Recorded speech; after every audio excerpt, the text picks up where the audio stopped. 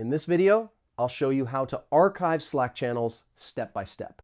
First, open Slack and log into your account.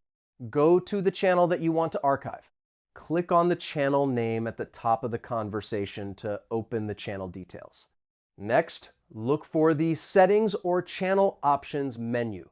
Scroll down until you find the option called Archive Channel.